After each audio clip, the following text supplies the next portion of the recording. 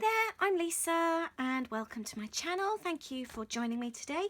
I am going to be spending some time on my art journal.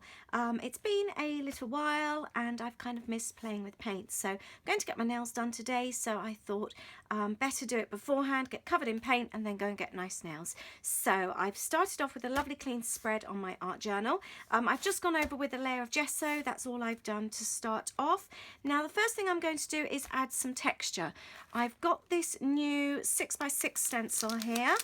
It's Crafters Workshop, which are one of my favourites, and it's leaves. I really like that, ideal for this time of year.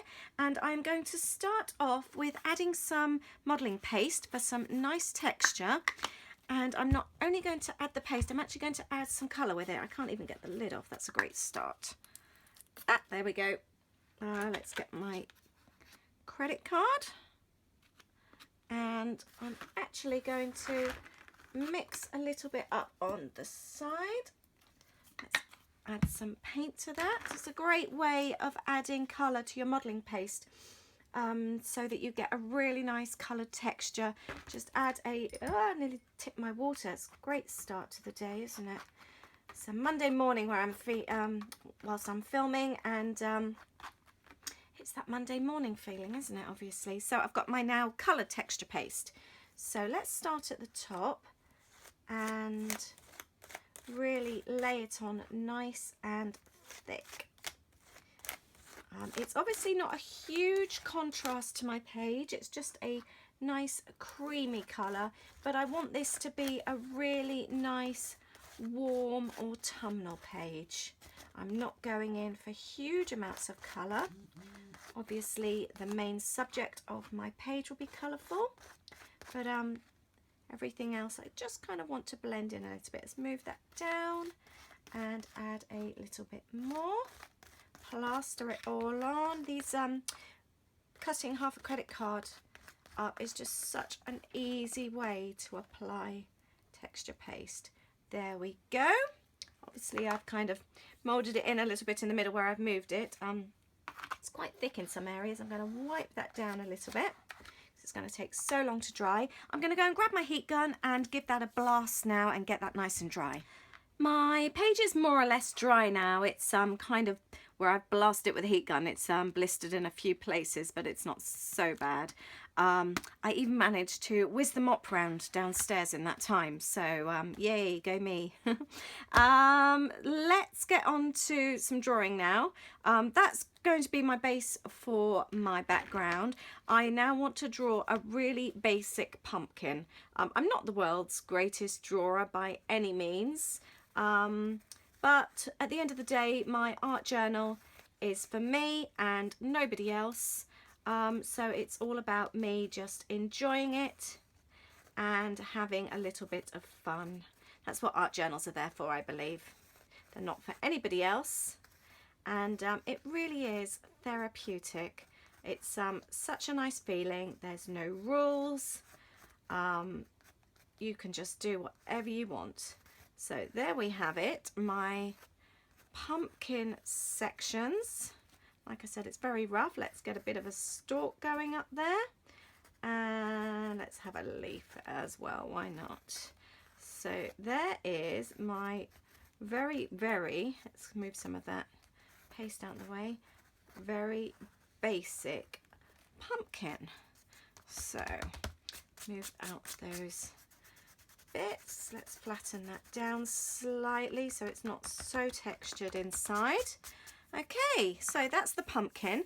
I'm going to add a little bit of colour to that now. I'm going to add some watercolours, and I'm just going to paint in this. Whoa, that's the second time now. Gosh, what's wrong with me today? I'm going to paint in the sections, and there we go. I love that I can see the book pages through. I really like that. I think that looks nice. I did have my acrylic paints out actually, but I'm not going to use those. I'm going to stick to watercolours, I think. I really like that, and I love the fact that because we've gone over with the texture paste and the stencil, you've got a fantastic texture to the pumpkin. I really like that. Now I love that it's darker in a couple of places, so I'm going to do the same thing here. Okay, that's my orange pumpkin. Shall we add a little bit of green to the leaf as well? There, and the stalk. I really like working with watercolours, and I just don't do it often enough. I don't always think to get them out. Right, now let's add a little bit of colour to the edges. I've used a tiny bit of red and pink. I said this wouldn't be too colourful, but we do need a little bit of colour, don't we? So let's add that into the sections. Who says you can't have pink on your pumpkins? There we go. And around the outside. Let's add a bit more red to that one. And the great thing with using these, obviously, if you think that's too much pink, you can just go over with a bit of orange, and you can just keep adding to it until you're happy. At the end of the day, when you're doing this, you're doing it for yourself, you're not doing it for anyone else, and it's paper. So if you're not happy with it, tear it out and start again. It's about having fun and enjoying what you're actually doing. Let's go around the outside there. Gone over a little bit darker. I might even add actually a little bit of brown to that, tone it down very slightly. It is autumn after all, isn't it? There we go. Should we add a little bit of yellow? There we go. We can add actually, I can see a few spaces there, so I might actually add a little bit of yellow to that. Quite nice to add a bit of extra colour. Okay, I think my pumpkin is done. So I am now going to go and dry this in the other room, and I've got to tippy toe over my wet floor.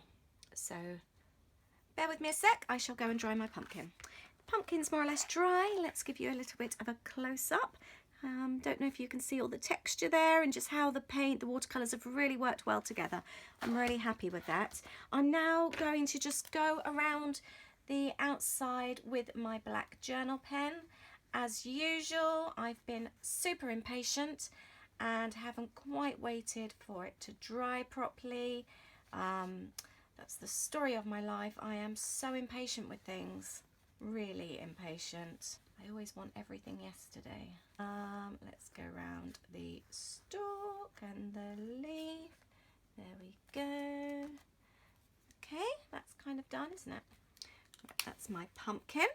And now I think I need to work on a little bit of background. I am going to take a larger paintbrush. I really should use cleaner water, but I really can't be bothered. And I'm just going to, that's too green for me. I wanted to mix some blue and green, that's better, just to make more of a tealy colour. Just to go around, and can you see how fantastic that is and how it really does pick up that leaf texture from the mask? I'm really excited about that. Add a bit more blue to that, it's just a bit too green.